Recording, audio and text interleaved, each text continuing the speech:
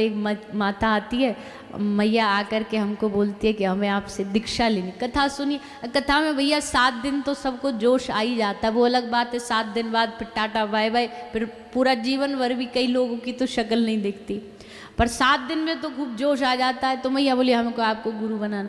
उस समय हम नाम मंत्र भी नहीं देते, अब भी बहुत ही कम ही देते, पर उस समय बिल्कुल ही नहीं देते थे। तो हमने कहा कि मैया आप कोई, अगर आपका भाव है तो कोई भी, अगर इस संप्रदाय से आपका भाव है, बहुत महापुरुष है गौड़िया संप्रदाय में, आप उनसे दीक्षा ले लीजिए।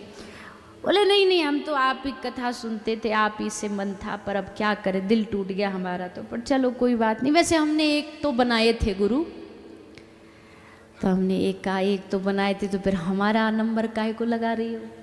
बोले नहीं नहीं नहीं, वो बनाए तो थे पर वो ज़्यादा दिन चले नहीं।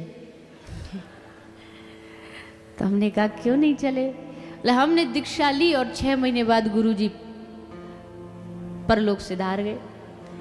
तो हमने कहा कोई बात नहीं मैया, गुरु तत्व ऐसा है जो कभी जाता नहीं है, गुरु सदा रहता है, चाहे शरीर हो चाहे ना हो।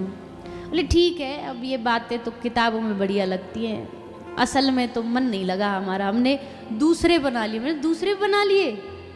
बोले हाँ दूसरे बना लिए, पर आपको क्या बताऊं, मेरी तो जिंदगी, मेरी तो किस्मत ही खराब है। मैंने कहा क्या, वो तो 6 महीने चले थे, ये तो 3 भी नहीं चले।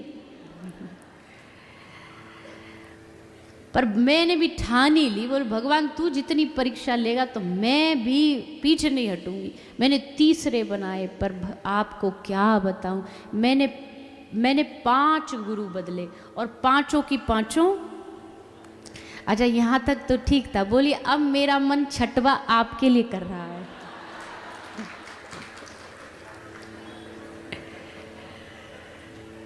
अब बात की सीरियसनेस समझो आप।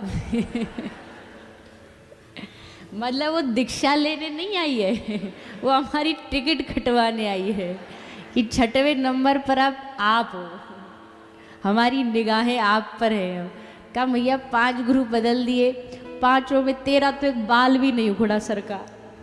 जो कुछ घाटा हुआ बेचारे गुरुओं का ही हुआ, और अब तुम्हारी श्रद्धा हम पे जागी। ऐसे शिष्यों से तो भगवान ही बचाए हैं, ऐसे तो बिना चेला के ही ठीक है।